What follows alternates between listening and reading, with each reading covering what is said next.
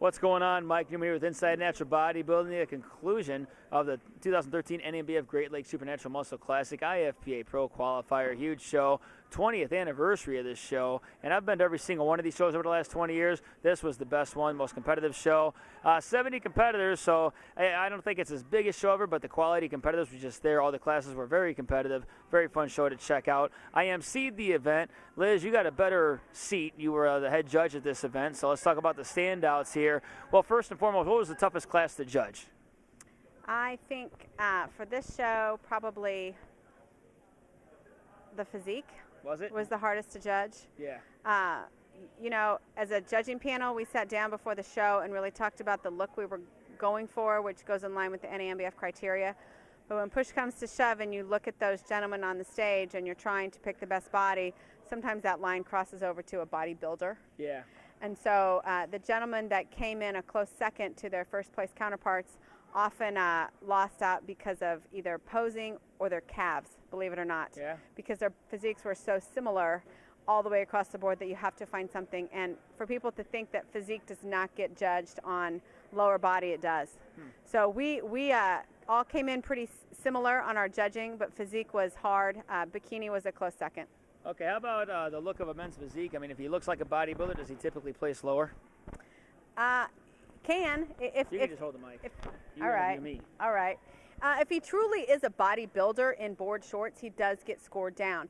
A lot of physique competitors that we see that do that pose like bodybuilders. So if he's going to be a physique competitor, he has to pose like a physique competitor. I know you're making the switch next weekend. Yeah, I wasn't sure I was going to look 17 weeks ago, so I just wanted to do men's physique. I didn't think I was overly massive. I didn't think I was, you know, a big-time bodybuilder, so I thought I'd break that line. Like maybe I'm right at the top of men's physique, so we'll see. And if they place me low and tell me I look too much like a bodybuilder, I'll take that as a compliment. Main thing is I'm getting on stage, and that's a plus, and I'll find out what's going on there. I just don't think I'm that huge, so we'll see what the judges think next weekend at the OCB Nationals.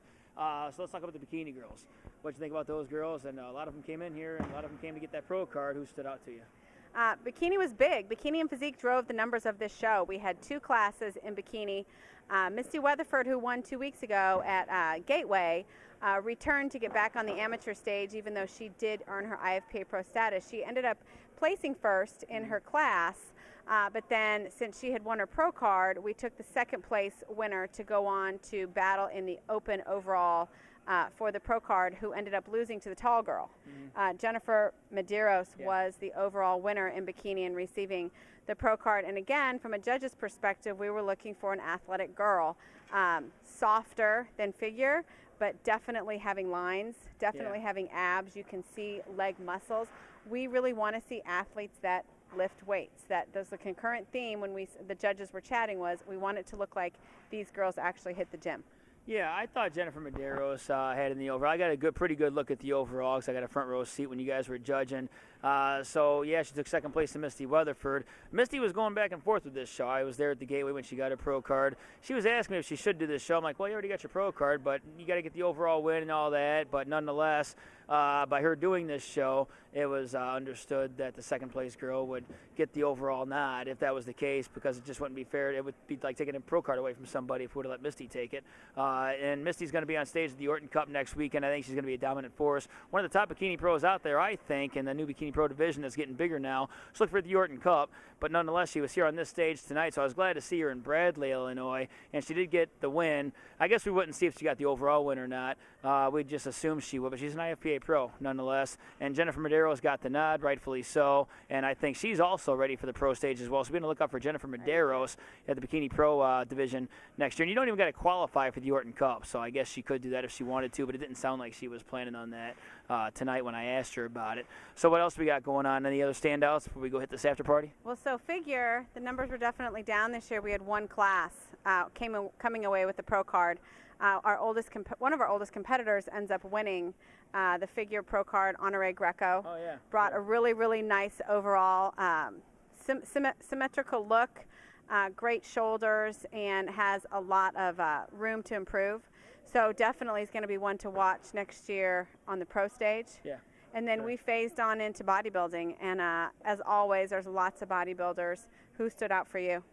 Well, yeah, let me go back to Honore Greco real quick. I think there were a lot of girls that were close to Honore because there was nobody in the figure that really stood out and dominated. I think the little things that Honore brought to the stage, like her color, her makeup, her smile, all those things set her apart, and those little details is what gave Honore first place. So yeah, look for her on the pro stage.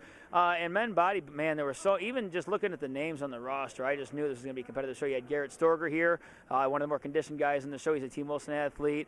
You had Larry C. Montgomery. He competes all the time, a few times a year, and he's always going to be a factor in any show he enters. Chris Wells, that's somebody else that I seen do this show back in 2007. 2008, right in that area, and he took a long layoff, and I seen him around at shows as a spectator in clothes, and I'm like, man, you look like you got a lot of muscle, and you should get on stage, and he never did. Well, finally, he jumps on and gets on stage this year. I had no clue he was competing, but once he stepped on stage, it was pretty much lights out. I didn't really think anybody was going to give him that big of a run when it came to Chris Wells. He was a little bit lacking in the hamstrings. When he turned around to the back, his hamstrings were soft, but most competitors have lacking hamstrings, but it wasn't enough to not get the win, so Chris Wells became the overall champion, new IFPA pro here at the Great Lakes. And let's see, there were a couple like Brent Forster, the collegiate guy. He came out. He was in the overall pose down. He seemed to electric the crowd, and looked like he had what it took. And there were a lot of new up and on the rise competitors, like first-time competitors, that we can be on the lookout for in the future. Anybody that of name for you? No, I think that overall pose down at the end showed an older athlete with a younger up-and-coming athlete.